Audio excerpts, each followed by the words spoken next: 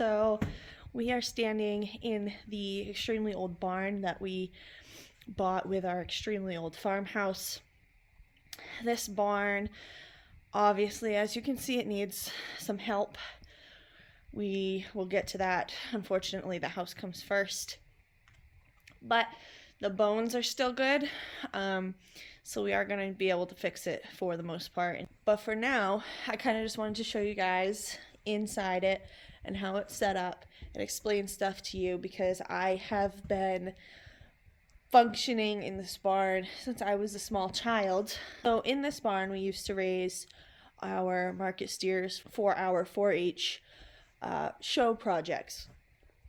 And we would also feed all of the other feeder cattle that my grandfather raised. This is typically where he would keep the feeder calves until they were ready to go to meat, or until they were ready to just sell. Somebody wanted to raise it themselves. So behind us, the big bays, there's 1, 2, 3, 4 of them. That's where we kept all of the hay, all the square bales. We spent many summers in here stacking hay, and these now will actually be livestock stalls. We will close them in, and then we will put doors to the outside to pastures, and this is where we'll keep most of the livestock. Most of the livestock that we're raising for meat. Like, this is where the feeder lambs will be, and if we should raise feeder calves, this is where they would be. And also the poultry. The poultry, we're going to net in one of these bays, give them a small door to go in and out, and this is just going to be a great big huge poultry stall. Growing up, this is where these freezers is where we always kept all of the grain to feed out, and all of the stuff has just been, all of these old things have been here since I could remember, so forever. Lots more of it up on the top levels. Eventually we will get the chance to go through this barn, and it'll be pretty fun. These feeding cribs, so let me show you how this barn was set up to feed animals. This barn to me looks like it was set up for dairy animals. So you just open these cribs, right? And there's all of these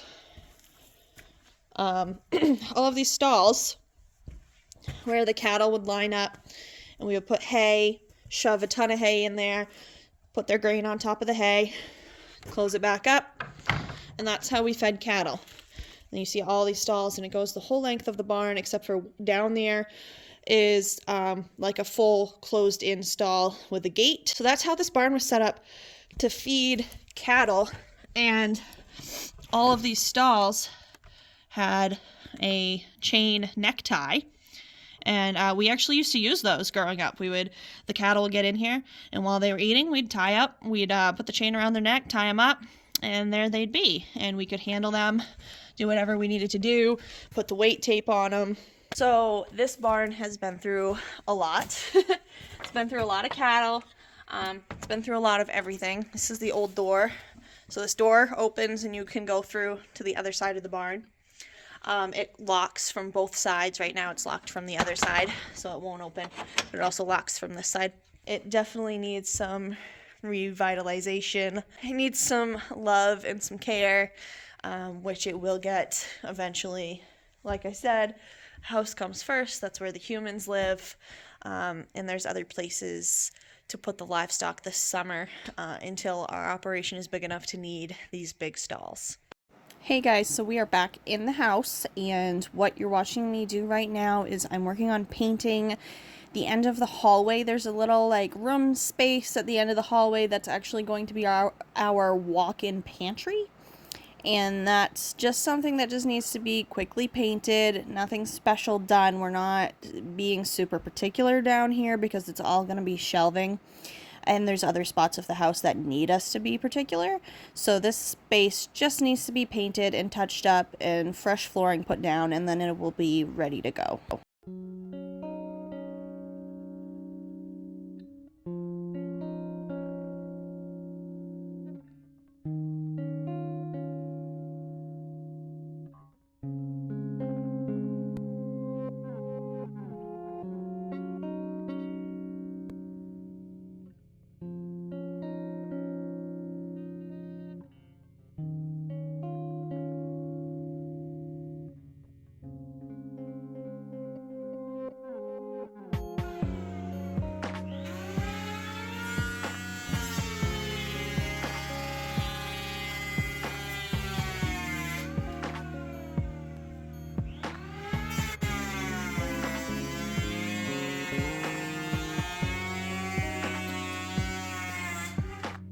So this is the center island, and as you guys can see, the hand planer plus the sanding does a pretty good job at smoothing everything out. We did decide to go ahead and epoxy all of the countertops after they've been stained, which is what you'll see here. That's the first coat of epoxy. It definitely needs to be touched up, but the epoxy will also allow us to get this kitchen certified for selling home goods out of it.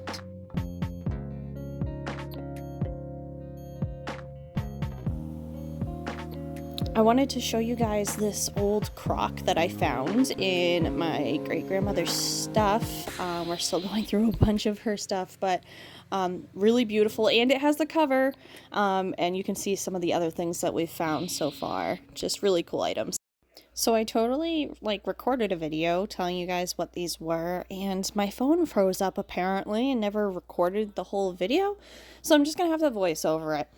So this is proof that the house is super, super old. These are old blacksmith style nails, and we were digging into a wall to set it up for new trim and found some old boards with the original old nails in it.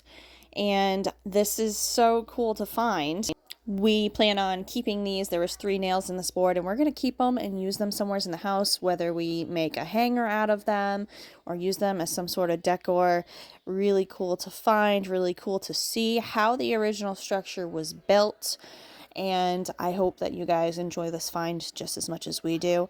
Thanks for stopping by. Thank you for subscribing. Thank you for sharing, and we will talk soon, guys. Thanks for watching another episode. Happy homesteading.